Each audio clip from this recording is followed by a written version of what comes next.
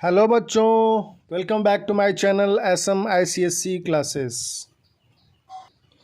Today we are going to solve question number 16 to 21 of exercise 12C linear equations in one variable, class 7th maths ICSE. So let's read question number 16 of exercise 12C. In a basketball game, a field goal counts 2 points and a foul shot 1 point. Shreyas scored 14 points in the game.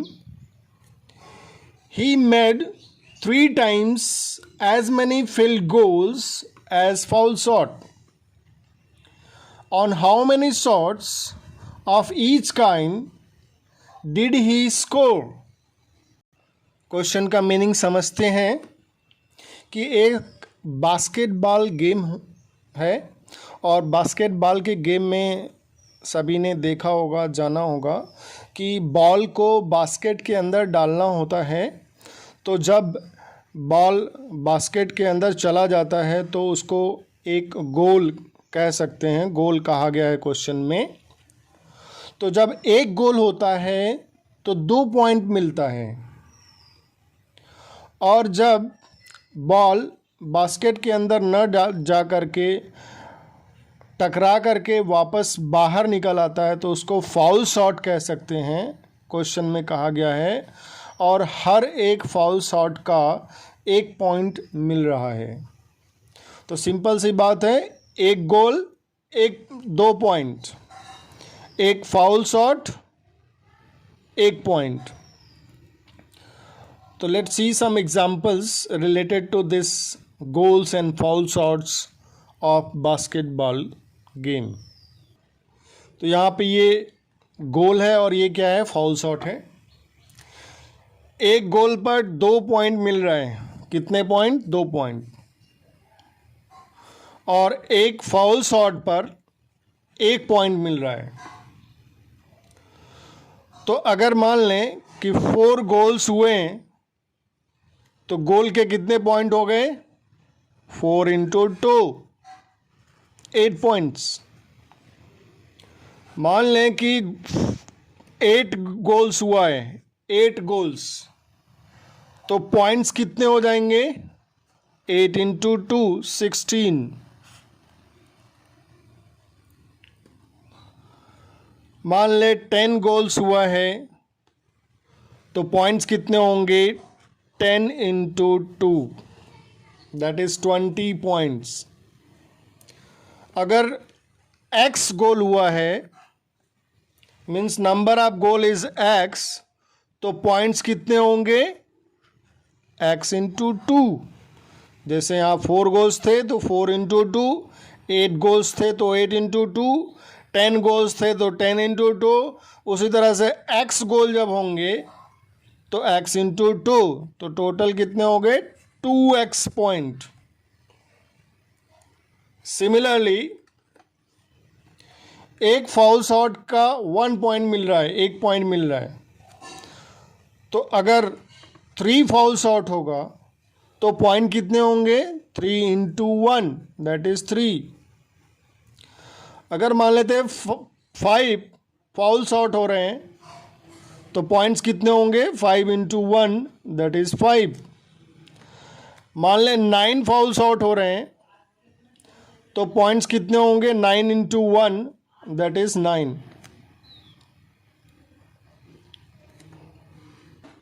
तो question में अगर पढ़ें तो second line में लिखा हुआ है कि जितने फाउल शॉट्स हो रहे हैं उसका 3 टाइम्स गोल हो रहा है।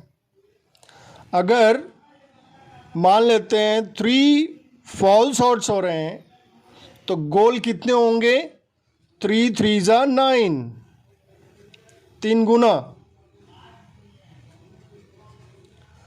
मान लेते हैं फाउल शॉट 5 है तो गोल्स कितने हो रहे हैं? 3 इंटू 5, 15 गोल्स। जितना फॉल शॉट हो रहा है उसका 3 टाइम्स गोल हो रहा है। तो अगर number of fall shot x होगा तो नंबर ऑफ गोल्स कितने होंगे? 3 into x, 3x। Fall shot अगर 3 थे तो गोल कितने होंगे? इसका 3 गुना। 5 था तो 3 गुना 15। x था तो x का 3 गुना क्या होगा? 3x। तो फिर इसी स्टेटमेंट में, इसी स्ट्रक्चर को स्टेटमेंट में लिखेंगे कि let number of foul shot be x। तो नंबर ऑफ गोल कितना होगा? इसका 3 गुना, 3 टाइम्स 3x। अब total points in game is 14। तो जो टोटल पॉइंट्स होता है उसमें गोल और फाउल शॉट दोनों के पॉइंट्स जुड़े होते हैं। तो टोटल पॉइंट्स के लिए हम क्या कहेंगे? गोल वाला पॉइंट्स टोटल। तो गेम में गोल पॉइंट्स और फाउल शॉट पॉइंट्स दोनों को इंक्लूड करके टोटल पॉइंट श्रेयांश ने 14 गेन किया है।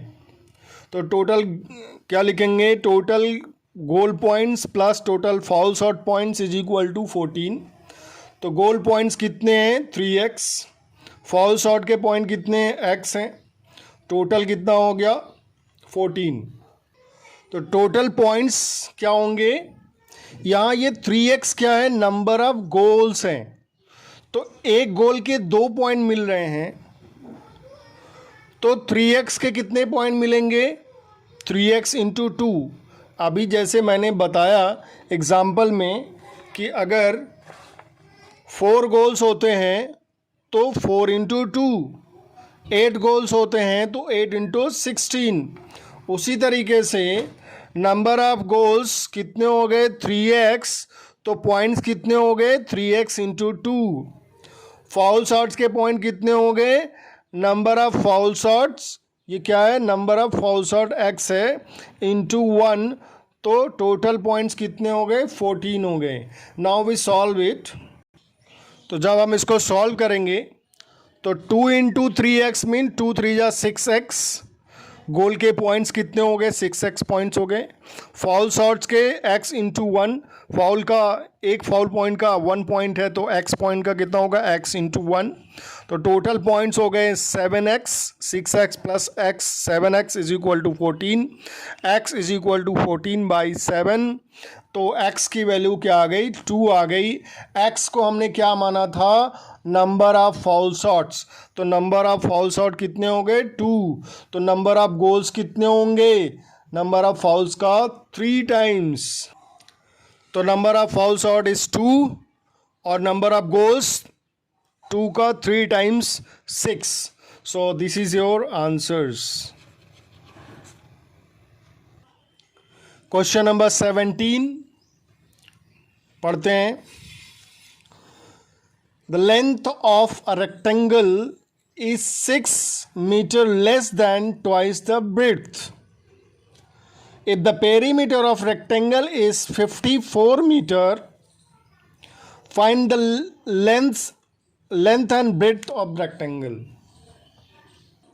So पहले क्वेश्चन को समझने की कोशिश करते हैं कि क्वेश्चन में दिया क्या है।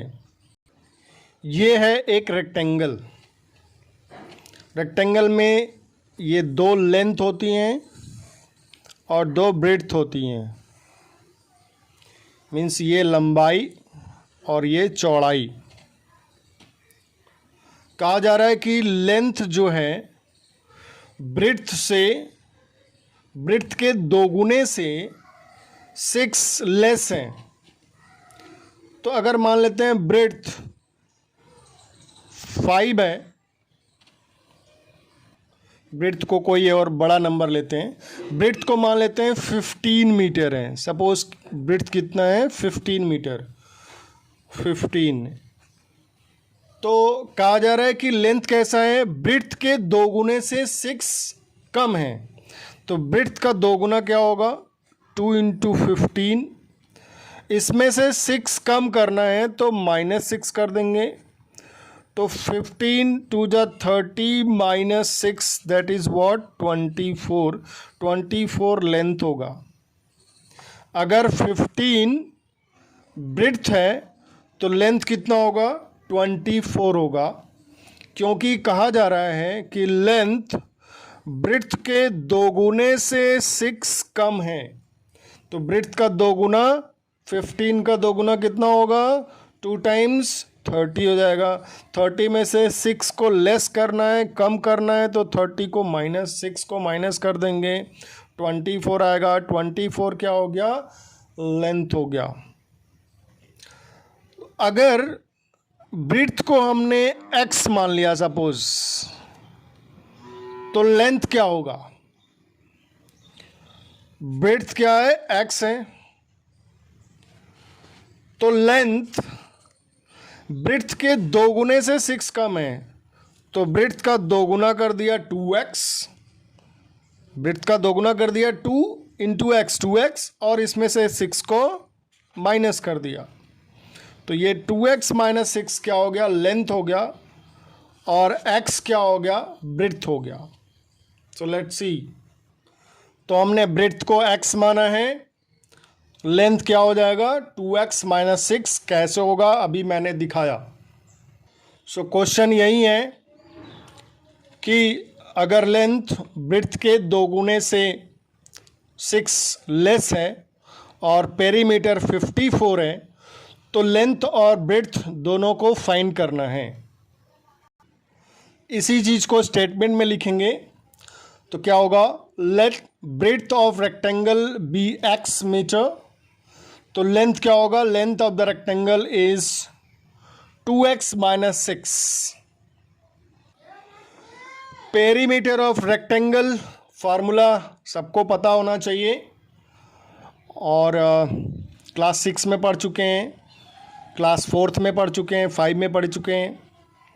तो perimeter of rectangle is twice length plus breadth, मतलब लेंथ और ब्रेड्थ को ऐड करके उसका डबल कर देना है।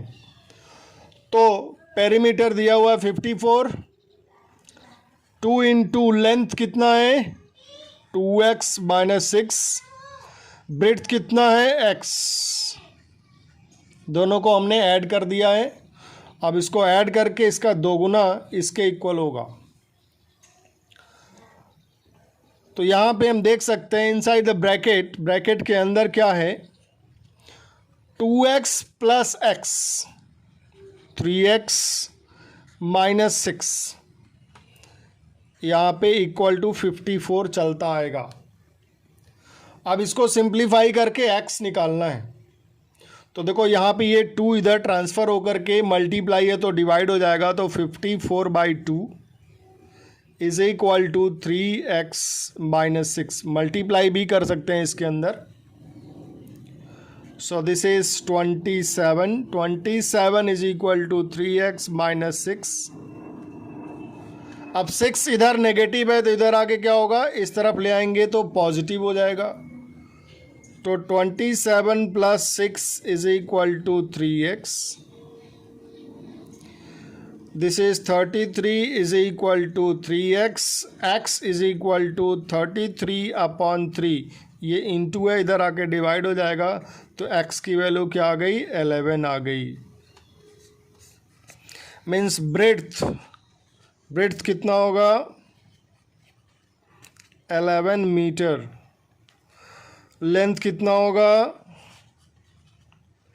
लेंथ कहा जा रहा है ब्रेड्थ के दोगुने से 6 कम है, तो दोगुना 2 टाइम्स ऑफ 11, दोगुना कर दिया, इसमें से 6 को माइनस कर दिया, तो this is 22 minus 6, 16 metre.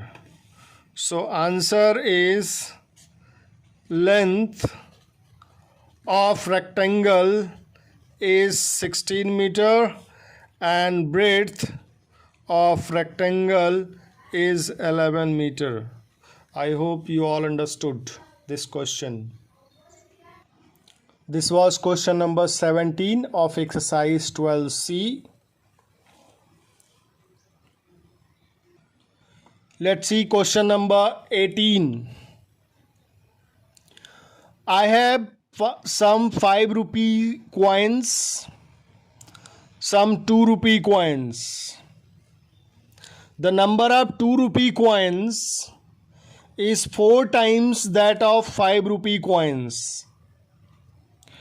If I have 117 rupees in all, find the number of coins in each of the denominations. पहले क्वेश्चन को समझते हैं क्या है. 5 रुपीज़ का कॉइन है और 2 रुपीज़ का कॉइन है.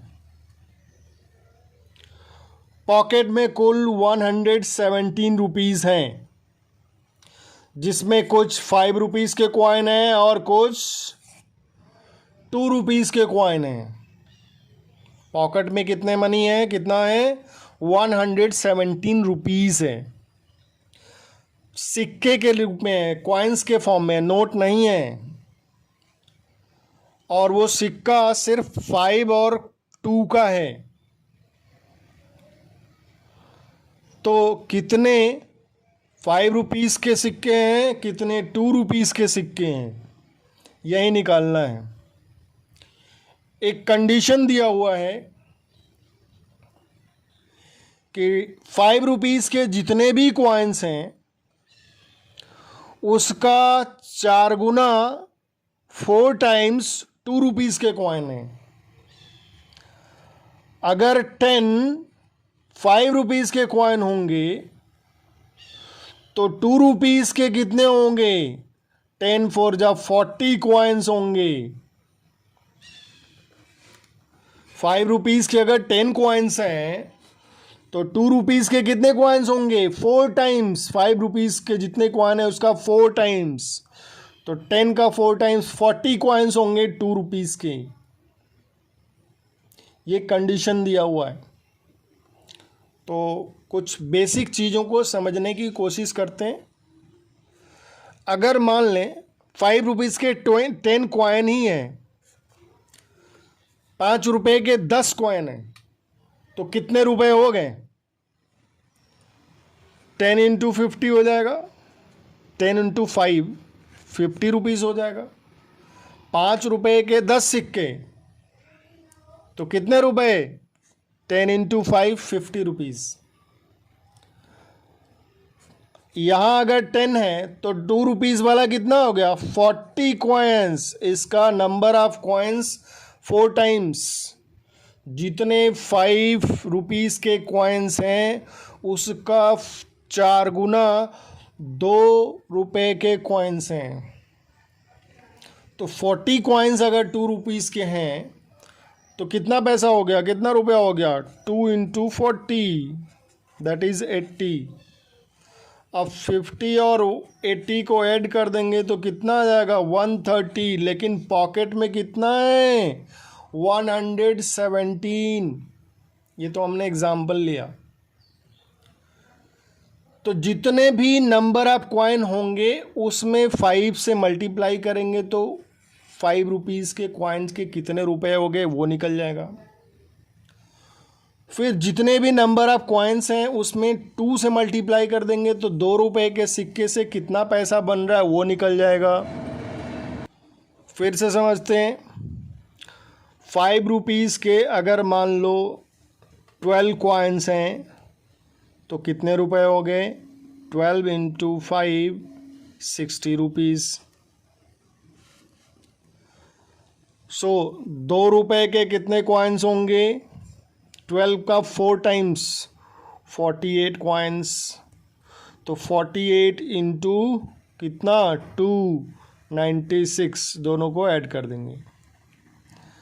बट हमारा जो क्वेश्चन है हम उसको फॉलो करेंगे, उसको सॉल्व करेंगे. ये तो हो गया एग्जाम्पल की बात.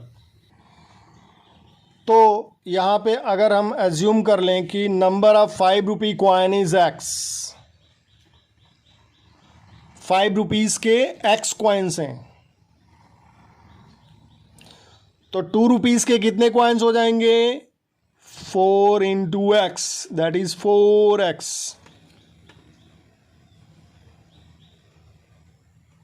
और अभी मैंने बताया कि अगर 5 रुपीज़ के 10 कॉइन्स हैं तो टोटल मनी कितना हो जाएगा, 10 इंटू 5, 50। उसी तरह से 5 रुपीज़ के एक्स कॉइन हैं तो कितने रुपए हो गए, 5 into x, that is what, 5x rupees. 2 rupees के 4x कॉइन्स हैं तो कितने रुपीस हो गए, 2 इंटू 4x, 2 रुपये into number of coins, 2 into number of coins तो 8x हो गया। अब इसी को स्टेटमेंट फॉर्म में लिखना है। तो हमने लिखा कि number of 5 rupee coins is x, total money of 5 rupees, 5 rupees के फॉर्म में कितने रुपए हो गए, तो 5 into x. Number of 2 rupee coin क्या होगा, 4 इंटू एक्स हो जाएगा, जितने 5 रुपीज़ के कॉइन्स हैं उसका 4 टाइम्स 4x। 2 रुपये के सिक्के से कितने रुपए बन गए, टोटल कितने मनी हो गई, कितनी मनी हो गई 2 रुपीज़ के कॉइन से, तो 2 into 4x that is 8x। अब टोटल मिला करके कितने 117 है। 5 रुपीज़ के एक्स कॉइन, टोटल मनी 5 रुपये से कितने रुपए बन गए कुल टोटल, 5 रुपये के सिक्के से 5x, तो 5x ले लिया। Number of coins of 2 rupees 4x है, तो 2 रुपये के सिक्के से कितने रुपए बन गए टोटल, 8x, तो 5x plus 8x is equal to 117। Now we solve it. 8 5 13x is equal to 117, x is equal to 117 by 13, 9 आ जाएगा। सो x को हमने क्या माना था, 5 रुपीज़ का नंबर ऑफ कॉइन, तो number of coins of 5 rupees कितना हो गया, 9। अब number of coins of 2 rupees is equal to इसका 4 टाइम्स, तो 4 into 9 36। So this is your answer. Question number 19 पढ़ते हैं। A number is divided in 2 parts, एक नंबर है जो 2 भागों में बटा हुआ है। कैसे, 1 part is 10 more than other, एक पार्ट अगर x है तो दूसरा क्या होगा, 10 मोर देन x, तो x plus 10। If 2 parts are in ratio, this 2 parts are in ratio 5:3, find the numbers. तो ऐसा कहा जा रहा है कि कोई एक बड़ा सा नंबर है जो 2 पार्ट में डिवाइड है, और उसको कहा जा रहा है कि 2 पार्ट जो है उसमें एक पार्ट दूसरे से 10 ज़्यादा है। So try to understand this question with the example में मान लेते हैं 16 को 2 पार्ट में डिवाइड करना है, तो हम कई तरीके से इसको डिवाइड कर सकते हैं, मतलब 2 पार्ट में डिवाइड करना है। तो एक तो मान लें जो 50 हो गया, एक 10 हो गया, 40 20 हो गया, 30 हो गया, है ना। लेकिन क्वेश्चन में कहा जा रहा है कि एक पार्ट जो है दूसरे से 10 ज़्यादा है, तो कोई ऐसा नंबर है, कोई ऐसा 2 नंबर है जो एक मान लो एक 25 है मान लेते हैं, तो दूसरा क्या होना चाहिए, 35 होना चाहिए, 10 ज़्यादा है, इसमें 10 ऐड करेंगे तब 35 बनेगा। तो 25 एंड 35 को ऐड करेंगे क्या आएगा, 60 आएगा। तो एक नंबर अगर 25 है तो दूसरा हमें क्या लेना है, 35 लेना है, ये नहीं लेना है। ये हमने बस बताया कि 60 को ऐसे ऐसे पार्ट में डिवाइड कर सकते हैं, 50 10 में, यहाँ 52 और 8 में भी कर सकते हैं। लेकिन हमें यहाँ पे डिफरेंस बहुत ज़्यादा है, यहाँ पे डिफरेंस कुछ नहीं है। हमें दो ऐसे नंबर्स को लेना है जिसका डिफरेंस क्या होना चाहिए, 10 होना चाहिए। तो एक नंबर हमने 25 ले लिया और दूसरा 35। ये 25 आया कैसे, 35 कैसे आया, 25 में 10 ऐड कर दिया। फर्स्ट नंबर इज़ 25, तो सेकेंड नंबर 25 + 10। उसी तरह से अगर मान लेते हैं कि फर्स्ट नंबर x है तो सेकंड नंबर क्या होगा, x + 10। यही तो दिया है हिंट में। तो हमने एज्यूम कर लिया कि फर्स्ट नंबर भी x, सेकंड नंबर क्या होगा, x से 10 ज़्यादा है तो x + 10। रेशियो दिया है 5:3। 5:3 का मतलब होता है 5/3। इसका मतलब 5, 3 बड़ा वाला नंबर ऊपर लिखना है और छोटा वाला नंबर नीचे रख के सिंप्लीफाई करना है। तो बड़ा वाला नंबर क्या है, x + 10, छोटा वाला नंबर x = 5/3। By doing cross multiplication we can solve it. So let's see, 3 से ऊपर मल्टीप्लाई करेंगे तो 3 ब्रैकेट x + 10, दो नंबर हैं यहाँ पे, 5x × 5। So 3 × x + 3 × 10 30 = 5x। यहाँ पे 3x को उधर ले जाएंगे, 30 यहीं रहने दो। 5x - 3x, this is 2x = 30। तो x यहाँ पे 2x, 2 × x है, इधर आके डिवाइड हो जाएगा तो 30/2 = x। It means x = 15। First number is 15, तो यहाँ पे लिख देंगे first number is 15। Then other number means second number will be, इससे 10 ज़्यादा है, 10 मोर देन दिस नंबर, तो 15 + 10 यहाँ पे है ना, 10 मोर देन, तो दिस इज़ 25। तो first number is 15, second number is 25। अगर दोनों नंबर्स को ऐड कर देंगे तो 15 + 25 = 40, और 40 वही नंबर था जिसको दो पार्ट में डिवाइड करना था, जैसे हमने एग्जांपल में 60 लिया था अभी। So this is your answer. I hope you all understood this question number 9। My dear children, please like my video. Question number 20 and 21 both are similar, लेकिन मैं दोनों क्वेश्चंस को सॉल्व करूंगा यहाँ पे। क्वेश्चन नंबर 20 क्या है, Prateek left 1/3 of his property for his son, 1/4 for his daughter and reminder for his wife.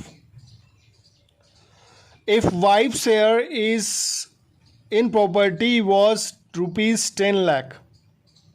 मतलब प्रतीक ने अपने बेटे के लिए 1/3 प्रॉपर्टी छोड़ा है, डॉटर के लिए 1/4, बाकी जो बच गए 10 लाख रुपीस वो वाइफ को दे दिया। तो total, find the total worth of the Prateek's property. So let's see. तो यहाँ पे देखा जा सकता है प्रतीक की प्रॉपर्टी को हमने x के फॉर्म में एज्यूम किया है। Total property, the worth of the Prateek's property be x rupees. x का 1/3 सन को दे दिया, तो सन का शेयर क्या हो जाएगा, 1/3x। डॉटर शेयर कितना है, 1/4 of the total property means 1/4 into total x, that is 1/4x। Wife का शेयर कितना है, 10 लाख है। तो इन तीनों को मिला करके टोटल प्रॉपर्टी हुई। तो लेट्स राइट। तो टोटल प्रॉपर्टी को हमने ऊपर एज्यूम किया, let the total worth of the property of Prateek is x। तो x यही है, इसी को 3 पार्ट में डिवाइड किया गया है। तो ये क्या होगा, सन का शेयर हो गया, ये डॉटर शेयर हो गया, और ये उसकी वाइफ का शेयर हो गया। टोटल x हो गया। अब इसको सॉल्व करके हम लोग x की वैल्यू निकालेंगे। तो as you can see 1/3x means x/3 plus x/4, ये 1/4x मीन्स x/4, 1 का x में मल्टीप्लाई हो जाएगा, प्लस 10 लाख, लाख को लाख ही लिखेंगे, इज इक्वल टू x। अब यहाँ पे एलसीएम लेकर के सॉल्व कर सकते हैं। तो एलसीएम 3, 4 और यहाँ 10 लाख अपॉन 1 लिख सकते हैं। चाहो तो एलसीएम लेके हर एक टर्म में मल्टीप्लाई कर दें, जैसे हमने 12b में किया था। So we can write LCM of 3, 4 and comma 1, that is what 12। तो हमने फर्स्ट टर्म में 12 से मल्टीप्लाई कर दिया, सेकेंड टर्म x/4 में 12 से मल्टीप्लाई किया, थर्ड टर्म 10 लाख में भी 4 से मल्टीप्लाई किया। दोनों तरफ मल्टीप्लाई करना होगा तो टोटल में भी 12 से मल्टीप्लाई करना होगा, सब में 12 से मल्टीप्लाई करना है। This is not 4, this is 12। So just multiply and you can get 3, 4 जा 12, दिस इज़ 4x, 4, 3 जा 3x, plus 12 into 10, 120 lakh is equal to what 12x, 12 into x। तो this is 7x plus 120 lakh is equal to 12x। 7x को इधर transfer करेंगे तो 120 लाख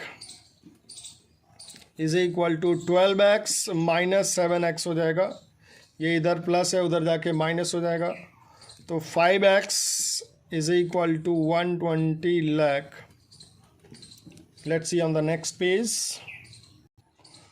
सो 5x is equal to 120 lakh, x is equal to 120 lakh upon 5, divide करेंगे यहाँ पे 24 लाख आ जाएगा। तो वर्थ, ये x क्या आ गया, worth of properties, Prateek's property, Prateek's property is equal to 24 lakh. Question को समझने की कोशिश करते हैं फिर से। 24 लाख का 1/3 बेटे को दे दिया, तो इसका 1/3 मीन्स 3 से डिवाइड करेंगे तो कितना हो जाएगा बेटे को 8 लाख। 1/4 गिवन टू डॉटर, तो इसमें 4 से डिवाइड करेंगे तो कितना आएगा 6 लाख डॉटर को दे दिया। 8 लाख सन को दे दिया, 6 लाख डॉटर को दे दिया, कितने हो गए 14 लाख दे दिया। 24 में से कितना बच गया, 14 माइनस कर देंगे, 10 लाख। 10 लाख किसको दे दिया, वाइफ को दे दिया। सो और आंसर इज करेक्ट। 8 लाख सन को, 6 लाख डॉटर को, टोटल दोनों बच्चों में कितना हो गया 14 लाख हो गया। और वाइफ का शेयर निकालेंगे क्या, टोटल में से 24 माइनस 14 दोनों का शेयर माइनस कर देंगे तो 10 लाख बचेगा and that will be given to wife share. Question number 20 and 21 both are similar. 20 हमने कर लिया, 21 को पढ़ते हैं। 1/4 of the herd of the deer have gone to the forest. 1/3 of the total number of grazing grass in the field. Remaining 15 are drinking water on the bank of a river. Find the total number of deer. Herd of the deer means भेड़ों का झुंड। यही same यहाँ भी है, जैसे यहाँ प्रतीक property पूछ रहा था, यहाँ नंबर ऑफ डियर पूछ रहा है। यहाँ प्रतीक ने अपने सन को 1/3 दे दिया था, यहाँ पे 1/4 टोटल नंबर ऑफ डियर का 1/4 कहाँ चले गए, फॉरेस्ट चले गए। 1/3 of the total grazing grass, जैसे यहाँ 1/4 डॉटर को दे दिया था और 1/3 सन को दे दिया था, वैसे ही 1/4 डियर फॉरेस्ट में हैं 1/3 पानी पी रहे घास खा रहे हैं और बाकी 15 पानी पी रहे हैं। तो जो यहाँ पे बची हुई प्रॉपर्टी थी प्रतीक को वाइफ को दे दिया था। सेम क्वेश्चन है 21 आई वांट टू से। सो let's C question number 21। So question में टोटल नंबर ऑफ डियर हमने x एज्यूम कर लिया। कहा जा रहा है कि जितने भी डियर हैं 1/4 of the number of deer went to the forest. तो number of deer went to the forest क्या होगा 1/4x। Number of deer are grazing grass 1/3 है तो 1/3x। और बाकी 15 पानी पी रहे हैं तो number of remaining dears drinking water is 15। तो पहले वाले क्वेश्चन की तरह ही है, प्रतीक प्रॉपर्टी की तरह है। तो total number of deer is x। तो ये क्या हो गया 1/4 went to forest, 1/3 grazing grass, 15 are drinking water. तो ये टोटल हो गए, total equal to x। LCM 12 जैसे हमने पिछले क्वेश्चन में सॉल्व किया था, same calculation is here also. तो 3 और 4 अपॉन 1 तो LCM कितना हो जाएगा 12 हो जाएगा।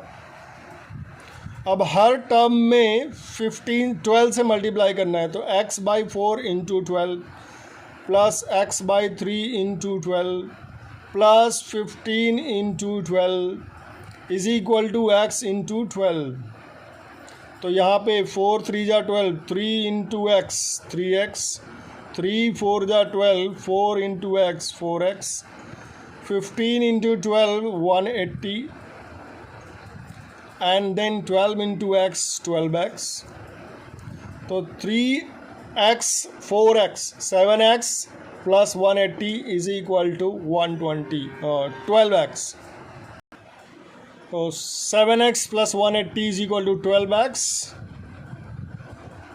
तो 7x को उधर ट्रांसफ़र कर देंगे, इधर आएगा प्लस है माइनस हो जाएगा 12x minus 7x 5x, 5x is equal to 180, then 5 will be transferred, x is equal to 36.